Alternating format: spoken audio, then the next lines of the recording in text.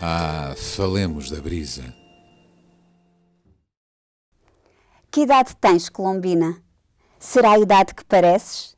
Tivesse a que tivesses, tu para mim és menina.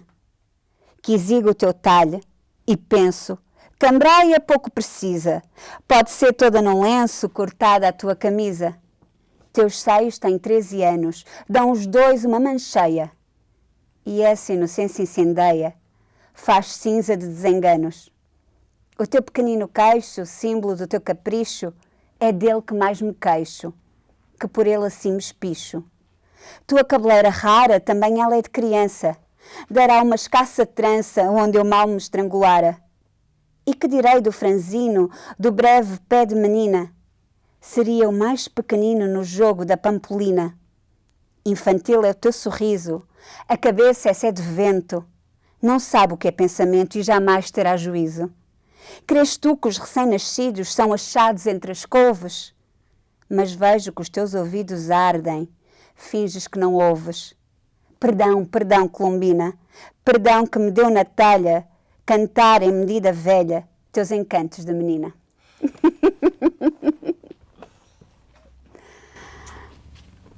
Poema só para Jaime Ovalle.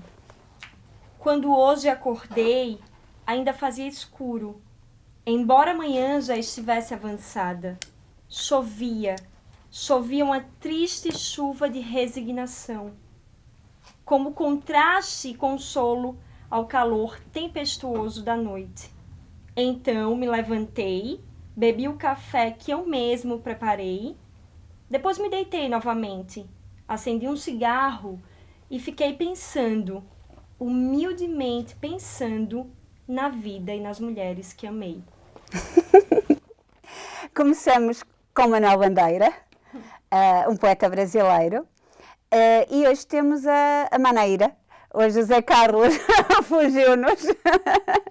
E então temos a Maneira. A Maneira é uma amiga já de longa data e conhecemos-nos através da poesia.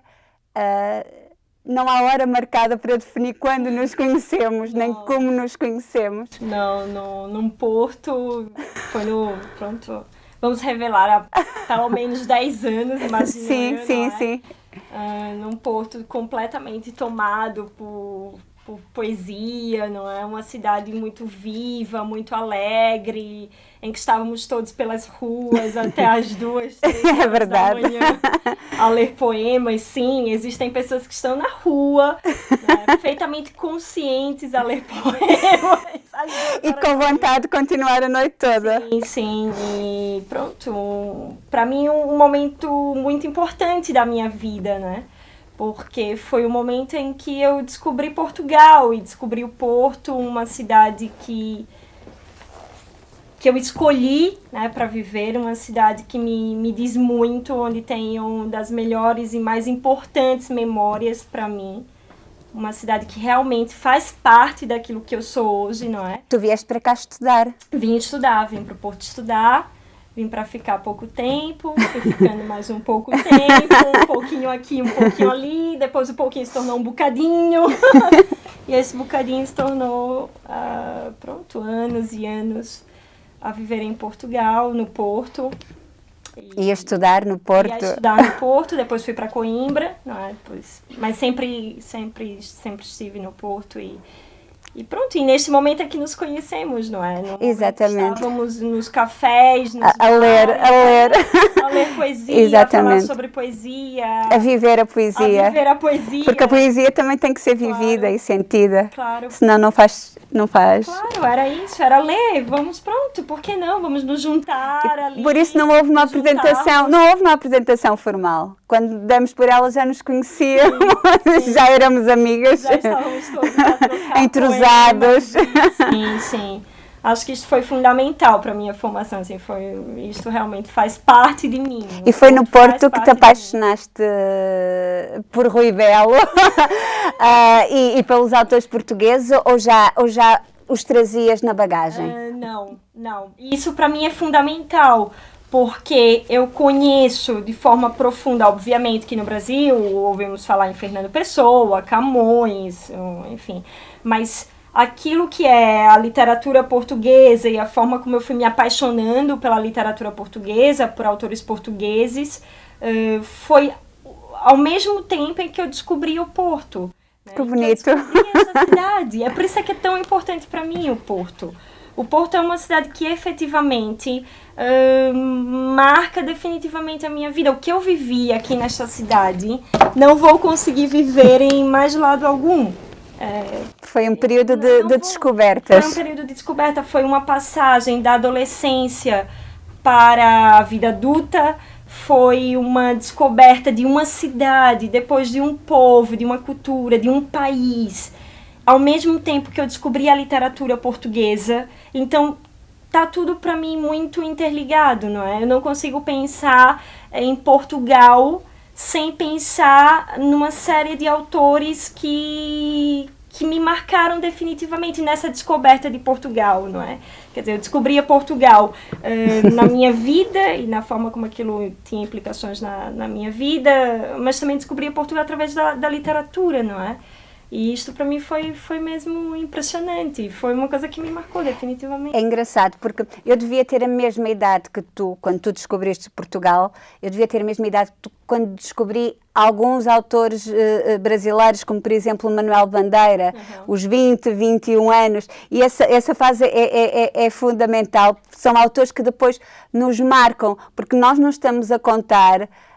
Eu conhecia bem os autores portugueses, mas não estava a contar com esta inocência, e que não é só inocência, este segundo sentido que este Manuel Bandeira tem, que eu vejo sempre algo de doce nele, e que me encanta e que sempre me encantou. E dos autores brasileiros é dos que eu mais gosto. Claro que uma pessoa conhece muitos autores brasileiros através da música que nos é trazida, e nós aqui em Portugal somos ricos nisso, em receber a música e os autores brasileiros. Mas acho que depois os poetas vieram, estes poetas vieram depois, e fui descobrindo aos poucos, na mesma idade que tu terias, nesta altura. Sim, Pois foram claro. tempos diferentes, mas era a mesma idade. Claro, obviamente que no Brasil eu já lia muito, enfim, Bandeira marcou, não consigo me entender como gente sem me lembrar Claro. dos poemas do Bandeira, sem me lembrar dos poemas do Drummond, uma série de poetas, e é engraçado, porque o meu pai foi morar em outra cidade, eu era ainda muito pequena, era criança, eu fiquei com a minha mãe, meu pai foi morar em outra cidade no Brasil, e ele enviava-nos cartas, e as cartas tinham poemas. Eu acho que a minha ligação vem daí, tá? Qualquer coisa no meu inconsciente, nessa minha memória. Portanto, desde que eu me entendo por gente, lembro-me de ler poemas, lembro-me... Que o teu pai te mandava. É isto, da poesia, não é? Quer dizer, lembro-me da poesia fazer parte da minha vida, mesmo em pequena, não sabendo o que aquilo significava. Era como ele comunicava com vocês. Era isto, exatamente. Era, quer dizer, qualquer coisa que... Como escrever cartas a pequeninas, não é? É isso, mas nos enviava poemas Claro. do Bandeira e do Pessoa. Meu pai enviava-nos, quer dizer, tinha eu 8 anos e recebia do meu pai poemas do Pessoa. Pronto, podia não saber o que significava aquilo. Obviamente, com 8 anos não... Mas aquilo marcou-me definitivamente. Portanto, a poesia é qualquer coisa que está em mim que não... Eu já disse aqui num programa, acho que foi até no primeiro programa, o primeiro poema que eu me lembro é a Bailarina da Cecília Meirelles, uma autora brasileira, que eu descobri no livro da escola. E eu não sabia que ela era brasileira. Era apenas uma poetisa que tinha escrito um poema que eu achei lindo e que nunca me esqueci, que me acompanhou ao longo da vida. E mais tarde fui descobrindo depois os outros autores, e depois mais tarde descobri que a Cecília Meirelles era brasileira. Mas não me chocou, porque eu acho que aquela doçura dela é muito característica também do povo brasileiro e do modo como ele comunica. É a sensação que eu tenho. Não sei se vamos ler outro, se queres ler outro do Bandeira. Como quiseres, vamos ver aqui. Outro do... Havia umas que eu achava que era do Bandeira, mas não o estou a encontrar. Aqui eram os meus rabiscos. Então vamos ler Vou-me embora para Passárgada, não é? Ah, esse! Esse é Como muito não? bom. Esse recebi do meu pai. Esse Ui. lembro-me de receber do meu pai. Vou-me embora para Passárgada. Lá sou amigo do rei. Lá tenho a mulher que eu quero, na cama que escolherei. Vou-me embora para Passárgada. Vou-me embora para Passárgada. Aqui eu não sou feliz. Lá a existência é uma aventura, de tal modo inconsequente que Joana, louca de Espanha, rainha e falsa demente, venha a ser contraparente da nora que nunca tive. E como farei ginástica, andarei de bicicleta, montarei em burro brabo, subirei no pau de sebo, tomarei banhos de mar. E quando estiver cansado, deito na beira do rio, mando chamar a mãe d'água para me contar as histórias que no tempo de eu menino Rosa vinha me contar. Vou-me embora para Passárgada. Em Passárgada tem tudo, é outra civilização. Tem um processo seguro de impedir a concepção. Tem telefone automático, tem alcaloide à vontade, tem prostitutas bonitas para a gente namorar. E quando eu estiver mais triste de não ter jeito, quando de noite me der vontade de me matar, lá sou amigo do rei, terei a mulher que eu quero, na cama que escolherei. Vou-me embora para Passárgada. Eu gosto sempre de ouvir esse poema. Sim, não sei, eu não tinha programado para dizer aqui, mas calhou abrir e abriste muito bem. Eu há bocado, quando estava a ler aquele poema do Manuel Bandeira, há muitas, é um poema com muitas expressões brasileiras que já não são usadas aqui em Portugal. E a graça está nisso, de eu ler com o meu sotaque, e nós já falamos sobre isso, eu ler com o meu sotaque e usar expressões que geralmente não uso e geralmente não se ouve. E esse choque cultural acaba por ser muito, muito rico. Eu tenho imagens de ver vídeos de atores brasileiros a lerem autores portugueses e acho que é das experiências mais bonitas que existe. É ouvir Fernando Pessoa com sotaque brasileiro, por exemplo. Sim. Sabe que eu nunca, sinceramente falando, eu nunca parei para pensar numa questão dos sotaques, porque dá outra intensidade. Porque os autores são tão nossos. Sim, é verdade. Não é? Eu acho que um autor com o qual você desenvolve uma intimidade tão profunda e é um autor tão teu, quer dizer, o Rui Belo, eu não consigo pensar o Rui Belo, obviamente que nós sabemos da importância que para os poetas tem ouvir os seus próprios poemas, não é? O próprio Rui Belo, que vamos falar daqui a pouco, não é? Já estamos a falar. Já estamos. Esse Rui Belo que não sai de mim. Bom, pedia, não é, para o Lindley Sintra para ler os poemas dele em voz alta, para ele escutar como é que ficavam as rimas, como é que aquilo se processava, não é? Bom, obviamente que os poetas têm todo um cuidado. Mas, quer dizer, em termos de leitura, não é? Em termos... Há uma riqueza, mesmo no Brasil, não é? Mesmo no Brasil, quer dizer, essa questão dos sotaques. Eu tenho um sotaque, eu sou nordestina, não é? Eu não vou falar o ti, o di, não é? Se calhar, não sei. Eu acho que enriquece mais, claro, porque as palavras ficam, pelo menos a sensação que eu tenho, com outra intensidade diferente daquela que nós estamos à espera, daquela que estamos habituados. Isso tudo tem a sua beleza. Mas há poemas que eu estou tão habituada a ouvi-los com sotaque brasileiro, que eu tento lê-los e eu não consigo, ou pelo menos não gosto de ouvir, ou não gosto de me ouvir, porque falta aquela musicalidade que eu acho que eu não tenho, pelo menos não tenho daquela maneira. Mas o autor não deixa de ser teu. Sim, é não meu. Deixa de ser claro teu, é não deixa de não deixa de ter a tua imaginação também ali naquele processo de leitura e, enfim, não sei, nunca parei, nunca pensei nos sotaques em que eles, acho tão estranho, não é? Um dia desses um amigo meu dizia, ai, porque Manuel Bandeira era nordestino, então apesar de ter morado muitos anos no Rio, os T's e os D's podiam, não sei, quer dizer, pra mim não fazia sentido, sabe? Não, porque tu podes falar falar o Manuel Bandeira com os T's e os D's originais, aqui estavam assim um bocado então, originais, né? Que originalidade, estamos a falar de que originalidade é a diversidade cultural e como o Manuel Bandeira entra profundamente em Portugal e nos poetas portugueses e é tão importante para inúmeros poetas portugueses, não é? E, enfim, isso para mim é que interessa, essa diversidade cultural, essa abertura. Eu tenho aqui outro poema que apaixonei por ele a ouvi-lo. E é dos tais que acho que fica bem lido em português do Brasil, mas eu vou ler com o meu português de Portugal, que é a Menina Gorda, do Rui Ribeiro Couto, que foi jornalista, magistrado, diplomata. E este poema aqui em Portugal ficou muito conhecido porque o João Vilaré, que era um dizer,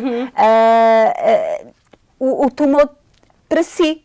E então dizia com sotaque brasileiro, aliás, ele disse vários poemas de autores brasileiros com sotaque brasileiro, o que dava outra graça. E então este poema em Portugal tornou-se conhecido por causa dele. Não sei se no Brasil é assim tão conhecido como é aqui. Esta menina gorda, gorda, gorda, tem um pequenino coração sentimental. O seu rosto é redondo, redondo, redondo. Toda ela é redonda, redonda, redonda. E os olhinhos estão lá no fundo a brilhar. É menina e moça. Terá 15 anos? Umas velhas amigas de sua mamãe dizem sempre que a encontram num êxtase longo. Como esta menina está gorda, bonita. Como esta menina está gorda, bonita. E ela ri de prazer. Seu rosto redondo esconde os olhinhos no fundo a brilhar. Às vezes no quarto, diante do espelho, ao ver-se tão gorda, tão gorda, tão gorda, ela pensa nas velhas amigas de sua mamãe e também no rapaz que a olha sorrindo.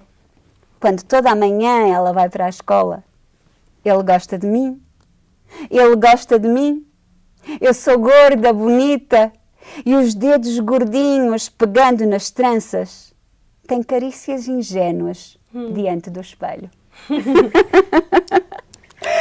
Falta o sotaque. Não falta o sotaque, não. Nada. Mas é conhecido este poema no Brasil. Sim, é conhecido, sim. Mas tu já o tinhas lido? Já te vi a lê-lo? Acho que não. Acho que nunca leste? Não. Era daqueles que tu estavas sempre a guardar com algum pudor? Sim, alguns assim. Porque tenho o sotaque na cabeça para ouvir. E aí te sentiste o agora... O português a imitar os brasileiros. Tá bem. E então hoje libertei-me. A menina gorda, ok. A menina gorda do Ribeiro Couto. Ele tem alguns... Depois estive à procura de alguns poemas dele e encontrei alguns poemas bastante interessantes. É um autor conhecido no Brasil?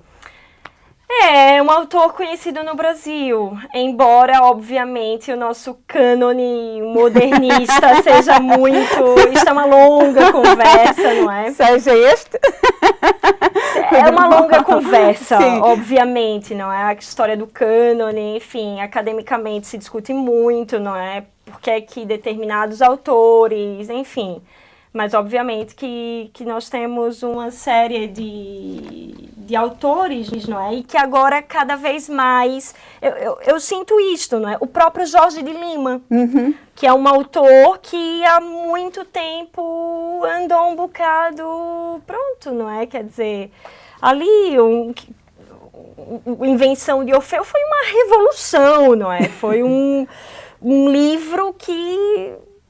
teve uma repercussão gigantesca. O Jorge Lima marcou uma época inteira, porque foi quase como um grande articulador de vários outros artistas naquela altura, não é? E depois hoje se fala tão pouco no Jorge de Lima, né? Ele permanece com um certo cânone, mas nos últimos tempos eu tenho Isso é bom. encontrado pessoas Vai ser reabilitado. Não sei se... Acho que é uma necessidade também de ler. A própria Ana Cristina César também, que também é já de outro momento, Sim. dos anos 70 no Brasil e tal. Mas a própria Ana Cristina César, não é? Que há pouco tempo, pronto, foi... Estava esquecida. Eu não sei se ela estava esquecida. Eu Adormecida. acho que na altura em que ela escrevia não tinha repercussão. E a importância que passou a ter depois, não Há é? autores assim que... Quer dizer, a Ana Cristina César, muito tempo depois, é que... E agora vê-se bastante, não é? Um interesse muito grande. É uma outra autora que me marcou profundamente, não é? Ana C, A Teus Pés, não é? Que é aquela, no fundo, aquela coletânea que ela faz de todos os livros anteriores, não é? De 82, um ano antes de morrer. E foi quer dizer, há ciclos, há movimentos, acho que também São é fases. isto, são fases, são momentos. Tem também... a ver com os períodos que as pessoas vão vivendo ou que o país vai vivendo. Exatamente, com o contexto político, com o contexto social, não é? A poesia está muito vinculada a isto, não é? A um certo cenário, não e é? há autores que depois são redescobertos ou que vão ressurgindo. Claro, exatamente. Também é verdade, é um mercado editorial. Pois. Né, que é Sim, sempre... também, claro. Também é importante que se diga, um mercado editorial. Essa política também, há uma exatamente. política Então à também volta depende muito de uma série de... Agora, acho delicioso ir para uma biblioteca, assim, e vamos ver o que é que nós descobrimos daquela, não é? Independente dos cânones. Eu, enquanto leitora, não é? Gosto também de falar enquanto leitora, não só enquanto investigadora ou acadêmica, mas a mim, enquanto leitora, dá-me muito gozo. Vamos ver o que é que podemos descobrir, não é? Exatamente. Eu tinha um professor que dizia que havia a página certa para o momento certo e muitas vezes isso acontece. Sim, exatamente. Há poemas que já me passaram várias vezes pelas mãos, mas só em determinado período é que eu reparo realmente neles e penso, mas eu já li isto e nunca tinha lido. Sim. Como é que passou, não é? E também, pronto, há momentos que nós não estamos prontos para o poema. Exatamente. Há momentos que não estamos prontos para aquele poema e voltamos... E da Ana Cristina César, qual é o que tu gostas mais? Ai, olha, não sei sempre se a pedir discretamente, olha, lê, por favor. Não sei se é o que eu gosto mais, mas é um que me marcou muito. Quer dizer, não é uma questão de gostar mais ou menos, é um que me marcou de forma, assim... também muito intensa, não é? Toda aquela geração do mimeógrafo, né? A poesia marginal, não é? O Hélio Oiticica, que também é um artista que me marcou muito, com toda aquela seja marginal, não é? E toda aquela coisa um bocado alta. Aquilo, quando eu descobri aquilo, assim, nos meus 15 anos, acredite, foi um bocado... Foi um bocado intenso. Até a minha avó andava preocupada. É sério? Um bocado. Mas o que é que tinha de especial? Eu não conheço. Porque, quer dizer... Não é Ana Cristina César, não é Ana Cristina César, é um momento, tu descobrires que há coisas que nunca... enquanto todos... não sei explicar, mas, por exemplo, enquanto todos escutavam Backstreet Boys, eu gostava... Tinha um pôster com aquela obra do Hélio Oiticica, né? Seja marginal no quarto, quer dizer, não é? Isso é capaz de preocupar uma avó. Não sei, é capaz de preocupar uma avó, não sei, mas pronto, é isso. Não sei, é assim, são coisas que vão te dando... bagagem, ou existem, não sei, eu não coloquei o pôster porque achei bonito, não, aquilo dizia-me qualquer coisa naquele momento da minha vida, e acho que a arte tem essa força. Claro, esta força e esta importância. E às vezes não dá mesmo para definir. Exato, porque é que não, porque é que olha, este livro mudou a minha vida, não é? Não estou a brincar. Também mudou a minha, também mudou a minha. Os livros mudam a vida das pessoas. De maneiras diferentes, mas mudou a minha não também. É? Os livros mudam a vida das pessoas, não é? Acho que... O meu é a edição dos ciclos de leitores, não é esta, mas mudou. Não, eu sei qual é. Bom, tenho algumas, como pode imaginar, esta mais nova, é a edição mais recente. Bom... Mas vou ler Ana Cristina César. Sim. Um beijo. Ah. Um beijo que tivesse um blue, isto é, imitasse feliz a delicadeza, a sua, assim como um tropeço que mergulha surdamente no reino expresso do prazer. Espio sem um ai as evoluções do teu confronto. A minha sombra, desde a escolha debruçada no menu. Um peixe grelhado, um namorado, uma água sem gás de decolagem. Leitor ensurdecido, talvez embevecido. Ao sucesso, diria meu censor. À escuta, diria meu amor. Sempre em blue, mas era um blue feliz. Indagando só, what's new? Uma questão matriz desenhada a giz, entre um beijo e a renúncia intuída de outro beijo. Eu sabia de cor esse poema. Ah, faz assim. É, mas a memória hoje já não... Acho que tá com os meus óculos. Ai, são os teus! Eu estou aqui os meus. Acho que hoje já a memória já me começa a atrair, não é? Olha, eu vou ler outra mulher, uma mulher completamente diferente da Ana Cristina César, mas eu acho que, eu não sei se já li este poema no programa, mas eu gosto tanto dele, que vou ler outra vez, que é a Adélia Prado, que ela também, são contextos completamente diferentes e vivências diferentes, mas eu gosto muito deste poema, que é o Casamento. Há mulheres que dizem, meu marido, se quiser pescar, pesque, mas que limpe os peixes. Eu não. A qualquer hora da noite me levanto, ajudo a escamar, a abrir, retalhar e salgar. É tão bom, só a gente, sozinhos na cozinha, de vez em quando os cotovelos se esbarram. Ele fala coisas como, este foi difícil, prateou no ar, dando rabanadas, e faz o gesto com a mão. O silêncio de quando nos vimos a primeira vez atravessa a cozinha como um rio profundo. Por fim, os peixes na travessa. Vamos dormir. Coisas prateadas espocam. Somos noivo e noiva.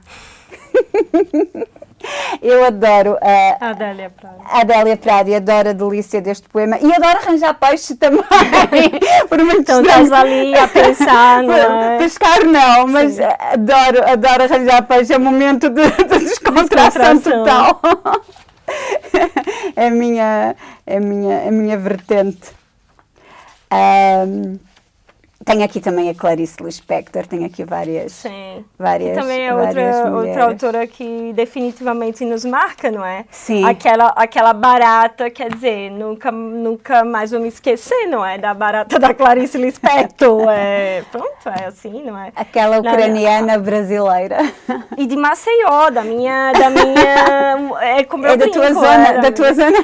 Que na verdade ela nasceu na Ucrânia, não é? Mas foi bebê ainda, morar em Maceió, que é a minha cidade natal. Morou até os 4 anos em Maceió e até os 12 em Recife, não é? Portanto, se pensarmos em questões de sotaque, bom, sei lá. Ela tem uma variável. Macabé, de certeza, nordestina que era, tinha esses Ds e esses Ts. Sabes que eu tenho aqui um desafio, se eu encontrar, para te lançar com o poema da Clarice Lispector. Vamos ler as duas o poema. Uhum. Eu acho que é um dos poemas dela que eu acho muita graça, porque ela escreveu com 2 sentidos. Sim. De cima para baixo e de baixo para cima. Sim. E então, 2 sentidos completamente diferentes. Mas é o domínio da escrita de tal maneira que consegue fazer com que tudo faça sentido. Eu não sei qual deles queres ler. Queres ler o primeiro ou queres ler o segundo? Eu leio o primeiro. Está aqui. Tá. É este. Não te amo, eu te amo. Não te amo mais. Estarei mentindo dizendo que ainda te quero como sempre quis. Tenho certeza que nada foi em vão. Sinto dentro de mim que você não significa nada. Não poderia dizer jamais que alimento um grande amor. Sinto cada vez mais que te esqueci. Eu jamais usarei a frase eu te amo. Sinto, mas tenho que dizer a verdade, é tarde demais. E agora eu vou ler de baixo para cima. E vou pôr os óculos. É tarde demais. Sinto, mas tenho que dizer a verdade. Eu te amo. E jamais usarei a frase já te esqueci. Sinto cada vez mais que alimento um grande amor. Não poderia dizer jamais que você não significa nada. Sinto dentro de mim que nada foi em vão. Tenho a certeza que ainda te quero como sempre quis. Estarei mentindo dizendo que não te amo mais. Eu acho magnífico como ela consegue dar os dois sentidos nestes pequenos versos. Mas, como eu dizia, a Paixão Segundo GH é um livro que definitivamente... Claro que a Macabeia e a Hora da Estrela... há uma Macabeia dentro de mim, não é? Mas esta mulher era bonita, esta Clarice. Mas há uma Macabeia dentro de mim, não é? Chegar no Rio de Janeiro, eu sou nordestina, mas a família do meu pai, boa parte é do Rio de Janeiro... E chegar no Rio de Janeiro e, quer dizer, e sentir aquilo e pensar, não é? Enfim, no que era o nordestino ir, não é? Para o sudeste do país, um país tão injusto e com tantas desigualdades sociais, não é? E onde o Nordeste foi muito negligenciado, não é? Sempre muito negligenciado. A dor daquela gente nordestina e de um sofrimento nordestino muito grande. Não sei. Macabeia está dentro de mim também. Mas foi uma libertação para ti chegar ao Rio ou foi ver as coisas de outra maneira? Não foi uma libertação porque eu cresci indo ao Rio, não é? Sim. Quer dizer, como a minha família, parte da minha família estava lá, eu crescia indo ao Rio também. Mas então fazia parte daquele imaginário transeunte, estás a perceber? E pudeste ver mais as diferenças que existiam entre o Nordeste e o Sudeste, não é? Porque, quer dizer, eu tive a oportunidade de crescer sempre nestes dois mundos, não é? Nesse espaço transeunte, nesse espaço sempre muito transitório de ser nordestina, mas ter famílias em lugares diferentes do país e ter a oportunidade de frequentar diferentes cidades e crescer assim, não é? E com todas essas vivências. Com todas essas São vivências, teu folclore. não é? Exato. E ler a Clarice e pensar na Macabeia e, enfim, é muito... dá-nos uma visão deste Brasil, não é? Deste Brasil tão... Olha, e porque ele está aqui a olhar para nós, vou-te fazer uma pergunta íntima. Quando é que o conheceste e como? O Rui Belo, né? Quem te o apresentou? Pois é. Como diz o meu marido, o Rui Belo vive lá em casa. Mas vive no meio de vocês. O Rui Belo vive lá em casa, né? Ele é o outro. O que vale é que ele não é ciumento. O que vale é que ele não é ciumento. Ele é o outro, né? O Rui Belo é o primeiro. Bom, foi ele que me apresentou, sim, não é? Foi o André que me apresentou o Rui Belo. Não sabia. Foi o André que me apresentou o Rui Belo. Isso é muito bonito. Foi o André que me apresentou o Rui Belo. E quando eu li aquilo foi muito intenso. Realmente foi uma leitura que marcou definitivamente a minha vida, não é? E eu queria saber mais sobre esse autor. Enfim, mais sobre... Quem era esse autor e sobre a família, e se havia, o que havia ainda desse autor. O Rui Belo morreu muito, muito cedo. Agora demos um salto, né, literatura brasileira. Mas é que está tudo interligado, mas daqui a bocado eu vou voltar ao Brasil outra vez. Mas é que está interligado também, porque o Rui Belo surge da minha vida. Aliás, a minha tese de doutoramento é sobre o Rui Belo e o modernismo brasileiro. Está ligado! Está. E quando eu li o Rui Belo... havia muita coisa ali que também eu sentia que eu tinha uma intuição que também era qualquer coisa do Bandeira, não é? Tinha...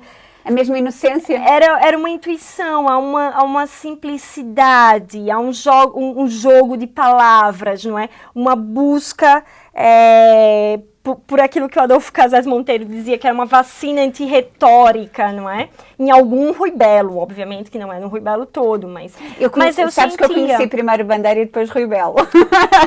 Então, lá está. E é engraçado, porque o Rui Belo, eu percebi que havia... pronto, como uma leitora, como uma miúda que havia acabado de chegar em Portugal e que queria descobrir muitas coisas, não é?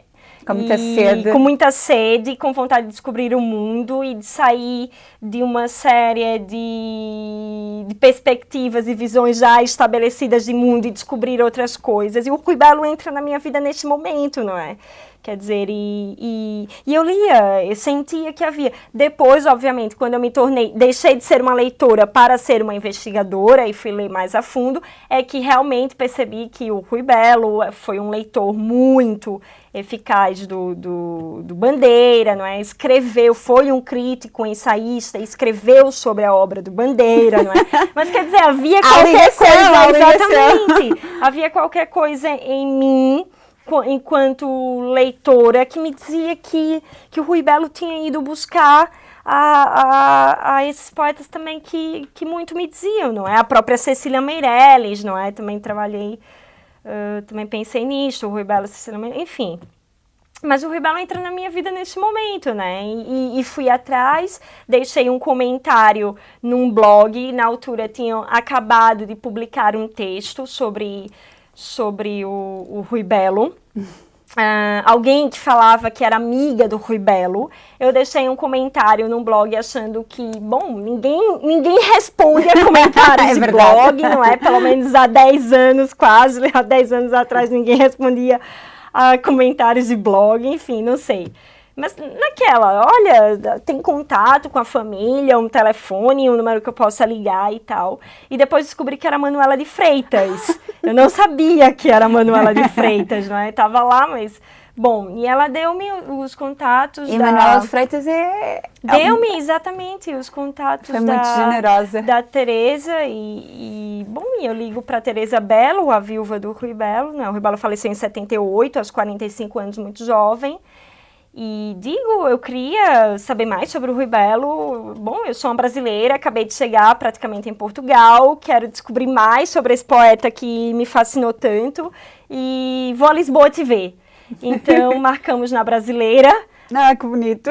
Na altura era, pronto, um lugar que eu conseguia lá chegar e pronto. E ficamos 5 horas ininterruptas a falar. Porque tu também te apaixonaste pela Teresa Belo, que muito. Apaixonei-me. Tu apresentaste-me uma vez, sim, assim, sim. E ela era uma pessoa deliciosa. Sim. E por isso é que o Rui Belo foi tão importante, porque obviamente que depois se tornou trabalho e se tornou um projeto de vida, um projeto. Eu permaneci em Portugal, não é? Eu decidi estar em Portugal pelo Rui Belo, não é? Para continuar... O André que não saiba. O André que não saiba, não é? O André que não saiba, mas é verdade, que o Rui Belo foi decisivo na minha vida, né? Eu, quando tive que escolher entre permanecer em Portugal e voltar para o Brasil, eu montei um projeto e decidi permanecer aqui com esta perspectiva, não é? De estudar a obra do Rui Belo, o espólio do Rui Belo. E foi aí, porque no dia seguinte que eu conheci a Teresa, ela levou-me, como faz isso e fazia de bom grado e com toda a atenção do mundo a quem quisesse ver aquele espólio, uma casa em Queluz, com os livros dele, os manuscritos, e aquilo foi um mundo que se abriu para mim. Aquilo foi muito importante para mim, foi definitivamente decisivo na minha vida, né? Os livros de repente estavas lá, não é? E eu ia como leitora, ou seja, eu acho que o mais importante, olhando para trás hoje de forma retrospectiva, é que eu era só uma leitora, eu era uma menina que gostava intensamente de ler aquele autor e queria descobrir mais sobre aquele autor, ou seja, não foi um propósito como investigadora. Ainda não tinhas esse objetivo. Não, eu era uma leitora, uma curiosa, que me encantei por aquele mundo. E depois foste atrás do percurso dele, não é? Sim, porque ele esteve em Espanha, sim, essa rota. Sim, exatamente. O roteiro Rui Belo. Sim, naquela altura em que eu ainda era só leitora, digamos assim, não era investigadora, mas era só leitora. Foi a altura em que eu fui a Roma e fui à França, fui ao Monte Saint-Michel, fui a Saint-Malo e aquelas... aquelas cidades Aos todas, poemas dele. aos poemas deles, aos lugares onde ele citava, não é? Os parques onde ele citava, Madrid. Conheceste Muriel? Madrid, exatamente, várias pessoas importantes Da sua vida da vida dele, que entram aqui também. e aqui, lá, em vários lugares, não é? E isso foi fascinante, né? Enquanto leitora, enquanto alguém que descobre o mundo, né? A partir de um autor, isto é definitivamente... Mas isto é prova da força que os livros têm, não é? Este livro ou esta poesia modificou a tua vida e tu foste atrás dele. Sim. Porque muitos dos locais que tu referiste aí vêm aqui presentes na obra dele e são poemas marcantes da obra dele. E que sorte a minha poder encontrar, não é? Uma coisa assim na minha vida, que é mesmo uma sorte, não é? Não sei se isto... Ou foste tu encontrada? Ou eu fui encontrada, não sei, é mesmo uma sorte, magia. uma obra alterar assim, tu teres uma obra da dimensão da do Rui Belo, esta obra, fazer com que esta obra altere coisas na tua vida, né? E coisas muito importantes, como decidir permanecer em Portugal, decidir estar aqui anos após anos, não é? E a construir coisas aqui. E este livro ter sido decisivo para isto, e daqui, não é? qual é o poema que mais te toca? Ai, Cláudia, não é só daqui, não É é? para leres. Mas é que não há leres. há um mundo, não Então é? vamos ao acaso. Vamos ver o que é que te calha Vamos ver. hoje. É porque está marcado aqui. Eu vou ler o Literatura Explicativa, não é? Eu gosto muito desse. Vou ler o que é o primeiro poema de Homem de Palavras, não é? Livro de 1970. O pôr do sol em espinho não é o pôr do sol. Nem mesmo o pôr do sol é bem o pôr do sol. É não morrermos mais, é irmos de mãos dadas com alguém ou com nós mesmos anos antes. É lermos Lênis, conviver com os Médis, 11 quilômetros a sul de Florença, sobre restos de inquietação visível em bilhetes de elétrico. Há quanto tempo se põe o sol em espinho? Terão visto estes sols liberais no mar, ou antero de junto da ermida? O sol que aqui se põe, onde nasce? A quem passamos este sol? Quem se levanta onde nos deitamos? O pôr do sol em espinho é termos sido felizes, é sentir como nosso o braço esquerdo. Ou melhor, é não haver mais nada, mais ninguém. Mulheres recortadas nas vidraças, oliveiras à chuva, homens a trabalhar. Coisas. Todas as coisas deixadas a si mesmas. Não mais restos de vozes, solidão dos vidros. Não mais os homens, coisas que pensam, coisas sozinhas. Não mais o pôr do sol, apenas pôr do sol. Ai, é tão bonito. Mas é o que tu dizes e é isso que me encanta nele, é a simplicidade e o modo como ele vai dominando as palavras e que depois como dá cor e cheiro às palavras e isso é magnífico. Eu gosto. Descobrir um país através de um autor é realmente um privilégio. É realmente um privilégio. E claro, e com a Teresa Belo... de Cicerona. Olha, tu falaste na Cília grandiosa Meireles. Eu tenho aqui este livro. Este sim, livro, ou isto ou aquilo. Olha, este livro roubei-o à minha filha, porque ela penso que foi no segundo ou no terceiro ano, ela estudou um ou outro poema da Cecília Meireles, ou seja, a Cecília Meireles continua importante aqui nas escolas portuguesas e foi assim que ela conheceu, na mesma idade que eu conheci a Cecília Meireles, ela também conheceu e estudou. Eu vou ler um poema não para crianças, mas para adultos, ou para quem quiser, da Cecília. Este. Eu gosto muito deste. Espera aí. Tenho fases como a lua, fases de andar escondida, fases de vir para a rua, perdição da minha vida, perdição da vida minha. Tenho fases de ser tua, tenho outras de ser sozinha, fases que vão e que vêm, no secreto calendário, com astrólogo arbitrário inventou para meu uso. E roda a melancolia, seu interminável fuso. Não me encontro com ninguém. Tenho fases como a lua. No dia de alguém ser meu, não é dia de eu ser sua. E quando chega esse dia, o outro desapareceu. É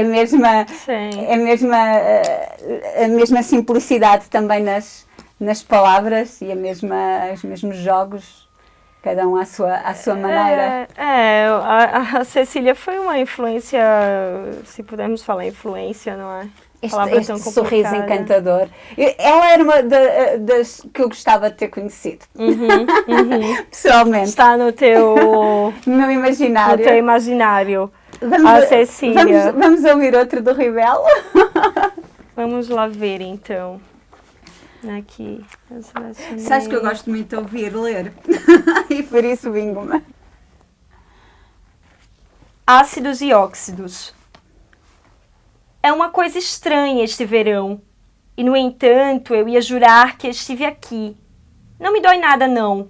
A tia, como está? Claro que vale a pena. Por que não? Sim, sou eu. Devo sem dúvida ser eu.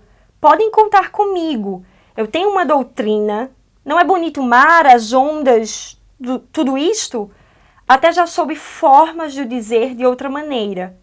Há coisas importantes, umas mais que outras. Basta limpar os pés alheios à entrada e só mandarmos nós neste templo de nada. E o orgulho é a nossa verdadeira casa. Nesta altura do ano, quando o vento sopra sobre os nossos dias, sabes quem gostava de ser? Não. Cargos ou honras, não. Um simples gato ao sol, talvez uma maneira, um sentido para as coisas. Ó dias encobertos de verão no meu país perdido, mais certos do que o sol consumido nos charcos no inverno. Estas outras formas de morrermos dia a dia, como quem cumpre escrupulosamente o seu horário de trabalho. Não eras tu, nem isto, nem aqui, mas está bem, estou pelos ajustes porque sei que não há mais. Pode ser que me engane, pode ser que seja eu, e no entanto estou de pé, rebolo-me no sol, sou filho desta terra e vou fazendo anos, pois não se pode estar sem fazer nada. Currículo, atestado, testemunho, opinião. Que importa se o verão mesmo é certa estação? Escolhe, inscreve-te, pertence, não concordas, que há cores mais bonitas do que outras?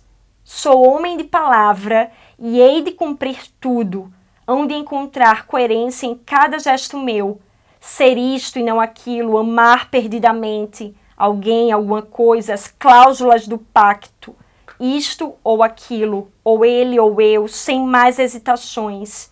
Estar aqui no verão não é tomar uma atitude? A mínima palavra não será como prestar em certo tipo de papel qualquer declaração? Há fórmulas, bem sei, e é preciso respeitá-las, como o gato que cumpre o seu devido sol. São horas, vamos lá, sorri, já as primeiras chuvas levam ou lavam corpos, caras. Sabemos que podemos bem contar contigo em tudo, amanhã, neste lugar, sob este sol, e daqui a um ano. Combinado? Não achas que a esplanada é uma pequena pátria a que somos fiéis? Sentamo-nos aqui como quem nasce. Será verdade que não tens ninguém? Onde é o teu refúgio, ó sítio de silêncio e sofrimento indivisível? É necessário. Vais assim. Falam de ti e ficas nas palavras, fixo, imóvel, dito para sempre, reduzido a um número. Currículo, um cadastro, vizinhança. Acreditas no verão? Terás licença? Diz-me. Seria isto, nada mais que isto? Tens um nome, bem sei. Se é ele que te reduz, aí é o inferno e não achas saída. Precário, provisório, é o teu nome. Lobos de sono atrás de ti nesses 10 anos que nunca conseguiste e muito menos hoje. Espingardas e uivos e regressos, um regaço redondo, o único verdadeiro espaço, o sabor de não estar só, Natal antigo, o sol de inverno sobre as águas, tudo novo, a inspeção minuciosa de paús, de cômoros, marachas, viste noites e dias, estações partidas. E tão terrível tudo, porque tudo trazia no princípio o fim de tudo. A morte é a promessa, estar todo num lugar, permanecer na transparência rápida do ser e perguntar, será para ti responder. Simples questão de tempo és, e a certas circunstâncias de lugar, circunscreves o corpo. Sentas-te, levantas-te, e o sol bate por vezes nessa fronte aonde o pensamento, que ao dominar-te deixa que domines, mora. Estás e nunca estás, e o vento vem e vergas, e há também a chuva, e por vezes molhas-te. Aceitas servidões cotidianas, vais de aqui para ali, animas-te, esmoreces aos outros, morres. Mas quando foi? Aonde te doía? Dividias-te entre o fim do verão e a renda da casa. Que fica dos teus passos dados e perdidos? Horário de trabalho, uma família, o telefone, a carta, o riso que resulta de seres vítimas de olhares. Que resto dás? Ou porventura deixas algum rasto? E assim, assado, sofro tanto tempo gasto. Intenso, né? Ele aí no meio fala, ou no início, o amar perdidamente. Eu acho que ele amou perdidamente e que foi muito amado. Eu lembro num programa que eu e o Tinoco falamos sobre o Rui Belo e fizemos uma pequena homenagem à Teresa Belo, que tinha morrido há pouco tempo. Ela foi a grande impulsionadora de isto ter chegado aos dias de hoje e às nossas mãos. Claro. Esta é a ideia que eu tenho. Também foi muito transmitida por ti, mas a Teresa Belo lutou. Sim. Lutou muito pelo amor que tinha ao marido e por acreditar nisto. Sabe que não, eu Ela e os seus acredito que amigos, não é só o amor que ela tinha por um marido ou é o pelo meu lado Rui Belo. Eu acho que a Teresa lutou pela arte. A Teresa lutava por tudo que tivesse a ver com a liberdade e a liberdade que a arte traz, não é? Uma liberdade de pensamento, uma liberdade de estar no mundo, uma liberdade de conseguir pensar sobre o mundo, sobre as coisas, não é? Então, acho que a Teresa lutaria até o fim por esta liberdade, não é? Que ela acredita na arte. Até na minha tese, ou em algum lugar, já não lembro, eu escrevi isto, não é? Quer dizer, o Rui Belo sempre disse isso, a liberdade que eu tive para construir a minha obra foi fundamental, não é? Para fazer aquilo que fiz. Portanto, acho que a Teresa tinha uma crença absoluta na arte, não é? E o que é raríssimo, não é? Claro que sim. O que é raríssimo, alguém com uma abertura tão grande e alguém que acreditava que um livro muda uma vida, E não mudou é? a tua. E muitas outras pessoas, não é? E a dela, não é? A vida dela mudou com isso, não é? Enfim, a Teresa Olha, tinha esta abertura de mundo. Vou ler Carlos Drummond de Andrade. Passamos ao Drummond agora. Indicações. Talvez uma sensibilidade maior ao frio, desejo de voltar mais cedo para casa, certa demora em abrir o pacote de livros esperado que trouxe o correio, indecisão. Irei ao cinema?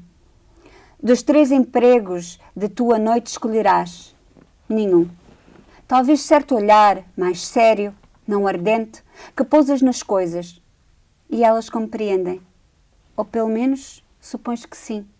São fiéis as coisas do teu escritório. A caneta velha, recusas-te a trocá-la pelo que encerra o último segredo químico, a tinta imortal. Certas manchas na mesa que não sabes se o tempo, se a madeira, se o pó trouxeram consigo. Bem a conheces, tua mesa. Cartas, artigos, poemas saíram dela, de ti, da dura substância, do calmo, da floresta partida, elas vieram. As palavras que achaste e juntaste, distribuindo-as. A mão passa-nas presa. O verniz que se foi. Não, é a árvore que regressa. A estrada voltando. Minas que espreita e espera longamente. Espera a tua volta sem som.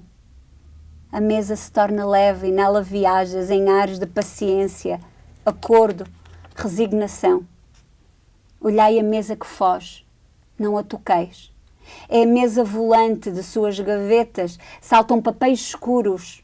Enfim, os libertados segredos sobre a terra metálica se espalham, se amortalham e calam-se.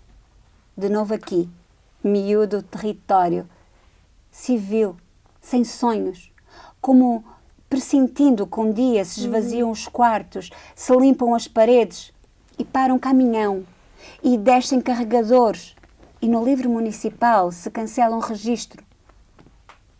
Olhas fundamente o risco de cada coisa, a cor de cada face dos objetos familiares. A família é, pois, uma arrumação de móveis, soma de linhas, volumes, superfícies. E são portas, chaves, pratos, camas, embrulhos esquecidos, também um corredor e o espaço entre o armário e a parede, onde se deposita certa porção de silêncios, traças e poeira, que de longe em longe se remove e insiste. Certamente faltam muitas explicações, seria difícil compreender mesmo ao cabo de longo tempo, porque um gesto se abriu, outro se frustrou. Tantos esboçados, como seria possível guardar todas as vozes, ouvidas ao almoço, ao jantar, na pausa da noite. Um ano, depois outro e outros e outros. Todas as vozes ouvidas na casa durante 15 anos. Entretanto, devem estar em alguma parte. Acumularam-se, embeberam, degraus, invadiram canos, informaram velhos papéis, perderam a força, o calor. Existem hoje em subterrâneos, umas na memória, outras na argila do sono. Como saber? A princípio parece deserto, como se nada ficasse, e um rio corresse por tua casa, tudo absorvendo. Lençóis amarelecem, gravatas puem, a barba cresce, cai, os dentes caem, os braços caem, caem partículas de comidas, de um garfo hesitante. As coisas caem, caem, caem, e o chão está limpo. É liso, pessoas deitam-se, são transportadas, desaparecem, e tudo é liso, salvo o teu rosto sobre a mesa curvada, e tudo imóvel. Eu escolhi este poema porque este poema faz muito lembrar Rui Belo. Sim. Muito. Agora, para terminar... Bom, estamos... Bom acabarmos com o Drummond, não é? Eu também queria acabar a ler um poema do Drummond, que é um poema muito conhecido, José. Mas na altura em que nós estamos vivendo, às vésperas de umas eleições no Brasil tão difíceis e tão complicadas, e no momento... tão sofrido. Passo mesmo, muitas vezes lembro-me disto. E agora, José? Estou a ler coisas que não acredito que estou a ler aquilo e que aquilo está a ocorrer, não é? E agora, quando o Museu Nacional no Rio de Janeiro ardeu, foi com aquele descaso programado, não é? Em que vivemos. Lembro-me de ter pensado isso. E agora, José? É o que vem à cabeça, não é? Bom, então, passo a ler. E agora, José? A festa acabou, a luz apagou, o povo sumiu, a noite esfriou. E agora, José? E agora você? Você que é sem nome, que zomba dos outros, você que faz versos, que ama, protesta? E agora, José? Está sem mulher, está sem discurso, está sem carinho, já não pode beber, já não pode fumar, cuspir já não pode. A noite esfriou, o dia não veio, o bonde não veio, o riso não veio a utopia, e tudo acabou, e tudo fugiu, e tudo mofou. E agora, José? E agora, José? Sua doce palavra, seu instante de febre, sua gula e jejum, sua biblioteca, sua lavra de ouro, seu terno de vidro, sua incoerência, seu ódio. E agora, José? Com a chave na mão, quer abrir a porta. Não existe porta. Quer morrer no mar, mas o mar secou. Quer ir para Minas.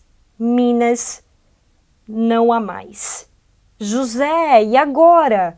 Se você gritasse, se você gemesse, se você tocasse a valsa vienense, se você dormisse, se você cansasse, se você morresse, mas você não morre, você é duro, José.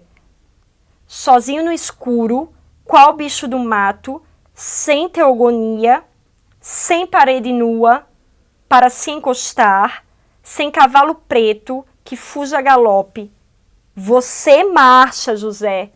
José, para onde? Né? Se adaptarmos aqui, você marcha, Brasil, Brasil, para onde, né? Para onde marchamos? Bom, enfim, Drummond. Mais atual. Não podia ser. E um poema escrito. Não sei. Há muito Penso tempo. muito nesse José. Eu também. E para onde vamos? Eu também. Noutra realidade, mas penso. E agora, Manaíra? Vamos nos vendo. Olha, muito obrigada. Quero agradecer-lhes pela oportunidade de vir aqui falar de livros. Obrigada a Não nós. Muito obrigada, por Cláudia. ouvirmos. Sim, foi um prazer estar aqui a falar sobre livros.